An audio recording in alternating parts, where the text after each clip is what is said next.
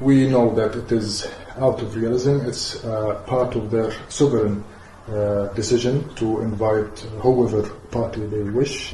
And we know that there is a special relationship between Hungary and Israel.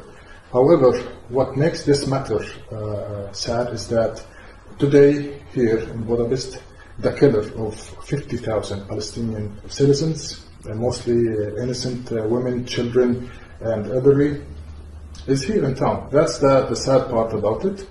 In addition to the fact that this person, this criminal, is issued a warrant from the ICC, which proves that our concern is not coming out of nowhere. It is coming from highest legal constitution. Found good evidence that Netanyahu and Yoav Gallant are directly responsible for this mass killing. They found that they are responsible directly for the killing of more than 50,000 Palestinians and the destruction of civil facilities and the infrastructure in Palestine, in addition to causing the injury of 120,000 Palestinians, mostly innocent women, children, and elderly.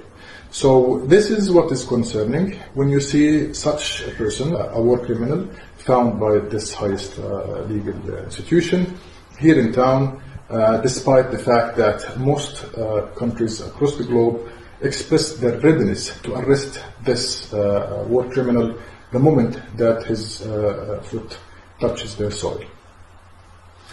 And you had a meeting with the foreign ministry yesterday. What was the outcome and what has been discussed at this meeting? In the meeting we had quite frank discussions.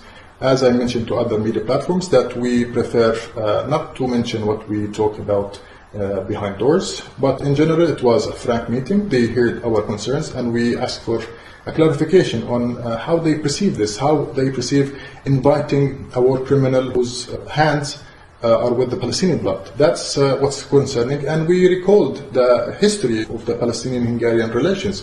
We have a very good history, and this is not out of diplomacy relationship that goes back to many decades. Hungary was among the first nations that opened an office for the PLO in 1975. They gave this office a diplomatic status even before recognizing Palestine as a state in 1988. So we talked about the relationship and we said out of this friendship we need to be frank. And how do you explain the current situation here in Hungary? People around Europe are wondering why there are no mass protests against the Netanyahu visit. Why is the Palestine solidarity movement relatively small here in Hungary compared to other countries? How do you explain this situation? Well, I can't say that the solidarity movement in Hungary is very small, but it is not evident. The reason why it is not evident is that since the beginning of the genocidal war, 544 days now, there was a clear position from the Hungarian government saying that any pro-Palestine protests will not be permitted or allowed, and that's why people couldn't express their opinion clearly. Otherwise, you would have seen massive support for Palestine.